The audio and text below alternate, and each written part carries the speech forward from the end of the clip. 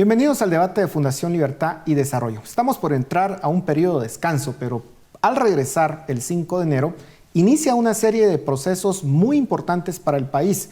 El cambio en los magistrados del Tribunal Supremo Electoral, el cambio en los magistrados de la Corte de Constitucionalidad, el cambio del jefe del Ministerio Público, el cambio del Contralor General y el cambio del rector de la Universidad de San Carlos. Son 5 procesos importantes, fundamentales para la democracia del país. Y hoy queremos hablar sobre cuál es el papel que juega el CAN en todo esto, y para ello tenemos a 2 invitados especiales. El licenciado Luis Fernández Molina, exmagistrado de la Corte Suprema de Justicia, y la licenciada Mónica Marroquín, subdirectora de Guatemala Visible. A ambos, muchas gracias por acompañarnos. Licenciado, quisiera empezar con usted.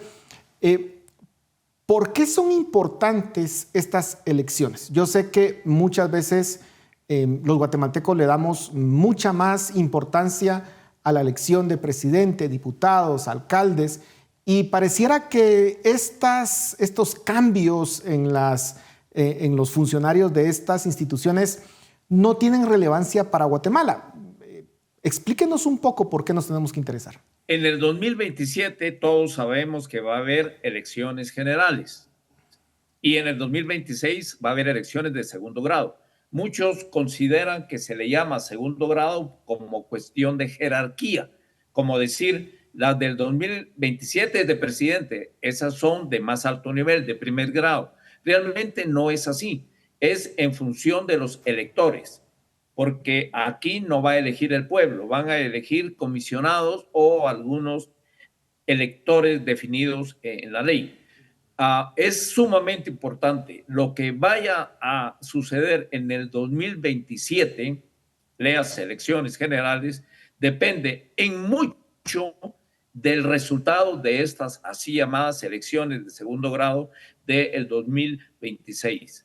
Sobre todo la de Corte de Constitucionalidad y Tribunal Supremo Electoral y, claro, Ministerio Público. Es que las 3 van encadenadas, son eslabones de una misma cadena que a la larga, dependiendo de lo que resulte en marzo, abril y mayo, marzo, que es lo primero, Tribunal Supremo, abril, Corte de Constitucionalidad y mayo, ¿cómo se llama? El Ministerio Público, el nuevo jefe del Ministerio Público, el nuevo fiscal general. O sea, tenemos, como decía antes la canción, para abril o para mayo, ahora tenemos marzo, abril, mayo. Licenciada Marroquín, ustedes le han dado seguimiento a estos procesos durante años. Cuéntenos un poco de cómo los resultados que se dan en estas elecciones, con estas designaciones, afectan el funcionamiento de la institucionalidad democrática de Guatemala.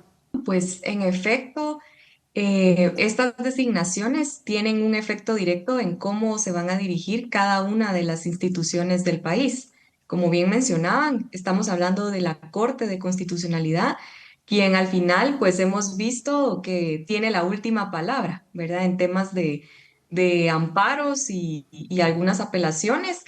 Y tenemos también los magistrados del Tribunal Supremo Electoral, el jefe del Ministerio Público, el jefe y contralor general de cuentas, y todas estas personas al final tienen un liderazgo y una función súper importante en cómo se va a dar el manejo de cada una de estas instituciones. Así como pueden venir a fortalecerlas, también pueden venir a debilitarlas. Y es por eso la importancia de ponerle mucho ojo y atención a cómo se están dando estas elecciones y también a exigir que sean personas que tengan las capacidades y la preparación y también una trayectoria decente para poder venir a dirigir estas instituciones que al final participan en el control también y en ese funcionamiento de pesos y contrapesos de nuestro Estado, ¿verdad? Si no tenemos estas instituciones independientes, es muy difícil que nosotros podamos apelar a un Estado de Derecho fuerte y a una democracia que madure realmente en nuestro país.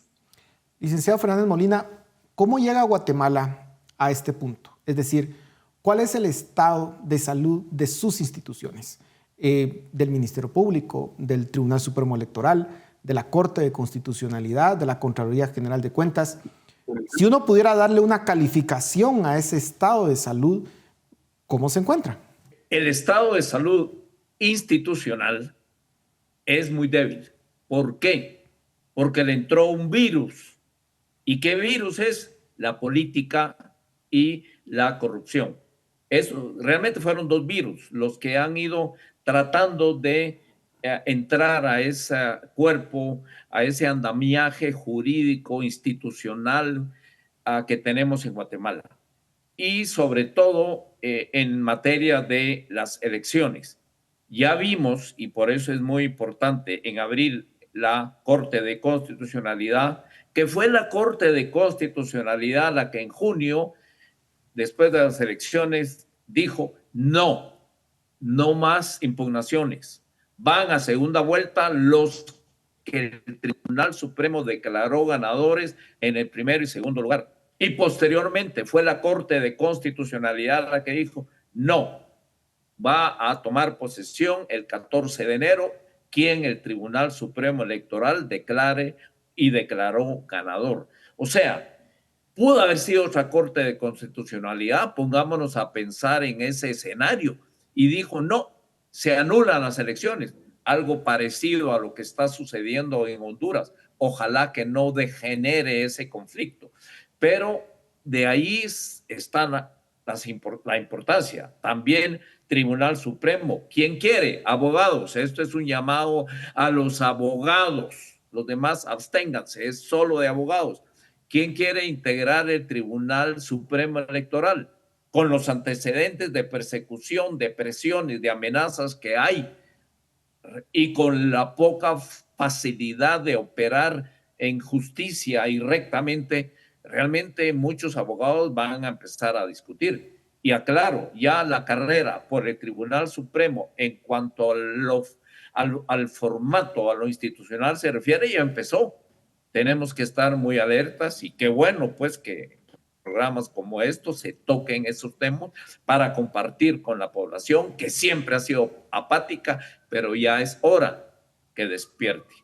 Licenciada Marroquín, centrémonos un poco en el Tribunal Supremo Electoral, porque ya lo decía el licenciado Fernández Molina, ha sido sujeto de ataques a los magistrados titulares. Recién una sala les permitió seguir como titulares. Básicamente estaban los suplentes ejerciendo esa función. ¿Cómo llega el Tribunal Supremo Electoral a esta situación y por qué es importante pues, que se recupere el prestigio, la credibilidad del Tribunal Supremo Electoral y sobre todo porque va a tener muy pocos meses para organizar las elecciones de 2027? Bueno, ese es un tema fundamental, precisamente por las elecciones que tienen que organizar en el 2027. En el estado en el que está ahorita el Tribunal Supremo Electoral, pues se debe a todos estos recursos legales que fueron interpuestos a lo largo de la jornada electoral que tuvimos en el 2023.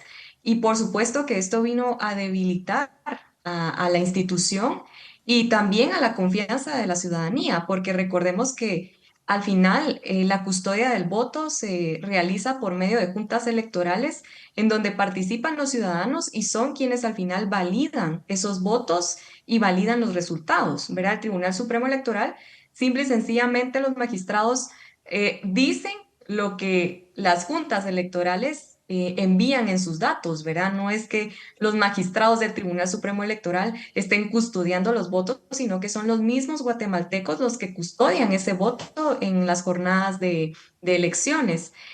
Ante todo esta ola de recursos que se dio, incertidumbre y una narrativa también de fraude electoral, pues claro que se generó un caos a nivel nacional y también un miedo a la participación. Si bien nuestra sociedad no es altamente participativa en temas cívicos, esto viene también a limitar, ¿verdad? Y a ser un reto para para los próximos 2 años. Consideramos que justamente los nuevos magistrados que asuman el Tribunal Supremo Electoral tienen que gozar de esas garantías, tienen que gozar de esa credibilidad y legitimidad ante la ciudadanía para que puedan contrarrestar estos retos que ya tenemos de frente.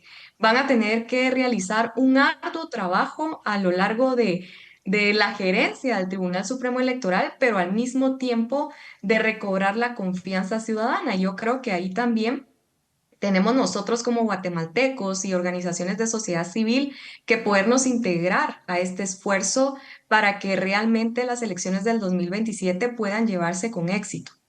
Licenciado Fernández Molina, el papel que juega el CAN, ya usted nos daba una idea al respecto, pero explíquenos un poco más qué papel va a jugar en cada una de estas elecciones y por qué es importante que no solamente los abogados, sino que también entiendo que criminólogos, graduados de ciencias políticas pueden participar en estas elecciones y por qué tienen que enterarse e ir a votar.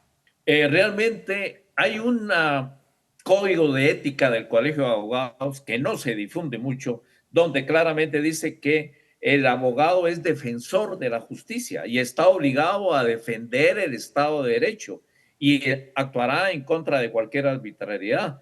Y tiene no solo el derecho, sino la obligación de combatir la mala actuación de jueces, de otros abogados, y es un deber del abogado, pues, consolidar el Estado de Derecho. Y hay un juramento cuando uno toma el cargo, pues, de la investidura de abogado. Pero parece que ese código de ética se nos olvidó un poco en el tiempo.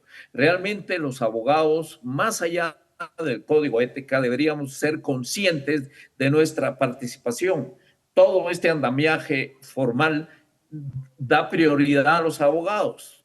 Casi todos, salvo Contraloría de Cuentas de estas instituciones, es un monopolio de abogados.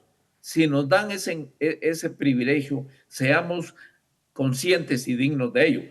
Una observación, también en la Junta Directiva debe ayudar y parece que está dando pasos positivos. Ya un buen paso que dio esta Junta Directiva es no va a concentrarse en un solo centro de votación para evitar escenarios, aquellos entrampamientos de toda la ciudad cuando fue la votación allá en el Club de Oficiales, más adelante del aeropuerto. Realmente fue un atasco general. Ahora, de 1 a 25,000 el número de colegiados van a votar, creo que en la Parque de Industria, y el otro será en Majadas. Ya es un paso positivo, porque los malos se aprovechan, como bien nos dice Lucas 13, los hijos de la oscuridad son más sagaces que los hijos de la luz. Ya están preparando y saben, apuestan a la desidia, a la dejadez de la gran mayoría de abogados que no va a votar. Pero si se facilitan centros de votación, el escenario va a cambiar. Y creo que fue buen ejemplo la elección de la Junta Directiva anterior, en el sentido, no porque sea la Junta per se, sino porque hubo un viraje, hubo un cambio. Ya no fue tanto el borreguismo y lo lucido que eran anteriormente. O sea, los abogados, y hago una apelación aprovechando el espacio para que los colegas seamos congruentes con nuestro juramento, congruentes con nuestra profesión y con nuestra calidad de ciudadanos y de profesionales. Licenciada Marroquín, la primera prueba será el 5 de enero. Es recién saliendo de esta pausa de fin de año. ¿Cuál es la expectativa de participación y por qué es importante, especialmente en el Tribunal Supremo Electoral? Explíquenos un poco cuál es el peso que tiene el CAN en la elección, en la comisión de postulación. Entiendo que son 5 participantes, 5 comisionados y el CAN tiene una silla de 5. Eso es muy importante. Explíquenos un poco. Bueno, la expectativa que se tiene es que realmente se espera que el gremio de abogados asista y participe en estas elecciones, justamente como lo mencionaban, como fue la participación para la junta directiva. Y esa participación que fue ampliamente mucho mayor que en otros años, esperaríamos que se vuelva a repetir. Esto también va a ser gracias a que se postulen nuevas personas, nuevas caras, ¿verdad? Porque creo que el voto de los abogados en esa ocasión de la junta directiva fue masivo porque esperaban, ¿verdad?, votar por nuevas propuestas, ¿verdad? No, no los mismos de siempre. Yo creo que la gente ya ha identificado mucho a los mismos de siempre y quieren nuevas propuestas, al menos quieren caras frescas que vengan a decir de una trayectoria que sea mejor, ¿verdad? O que sea comprobada esa trayectoria. Tiene un papel fundamental porque, como bien mencionabas, va a ocupar una silla en esta comisión de postulación, que es la encargada de seleccionar una nómina de 20 candidatos a magistrados del Tribunal Supremo Electoral, la cual después será enviada al Congreso de la República y al Congreso de la República tendrá que escoger a los 5 magistrados titulares y a los 5 magistrados suplentes. En esta comisión de postulación ya tienen una silla por mandato constitucional el rector de la Universidad de San Carlos de Guatemala, quien preside la comisión de postulación, y además ocupa otra silla por parte de la USAC, el decano de la Facultad de Derecho. Estas dos sillas ya están previamente dadas y hay otras 3 sillas que tienen que elegirse a través de algunas elecciones, como lo es la participación del Colegio de Abogados que se elige en la Asamblea y también, como lo es un representante de los rectores de universidades privadas, entre ellos van a tener que elegir a su representante y al mismo tiempo van a tener que elegir los decanos de las facultades de derecho a su representante y a su suplente, cada uno con su suplencia. Entonces es así como se conforma esta pequeña comisión y vemos cómo cada voto ahí va a ser súper importante y trascendental para poder definir esa nómina que después se mandará al Congreso de la República. Licenciado Fernández Molina, ya se nos está terminando el tiempo, pero hablábamos anteriormente de los intentos que se hicieron en el 2023 por básicamente desarmar nuestra institucionalidad democrática, desconocer el trabajo de más de 125,000 voluntarios que contaron los votos.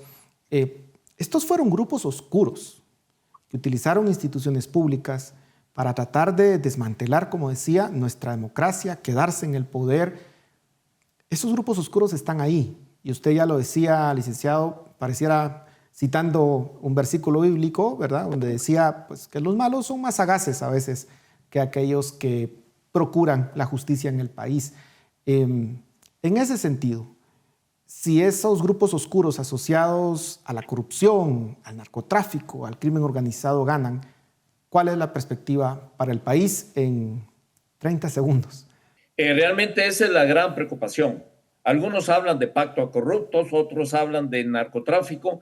El hecho es que son unas tenazas que poco a poco han ido apretando para hacerse con la institucionalidad y el manejo del país. Esa es la gran amenaza que tenemos todos los guatemaltecos. Y los abogados estamos en primera línea y debemos verlo. Porque sí, hay un interés, y lo hubo en el 2023, de continuar con el poder y afianzarse más estos grupos oscuros de intereses pues imprevisibles que querían que no hubiera elecciones o ese resultado. Y en pequeño, lo comenté brevemente, se dio en el Colegio de Abogados.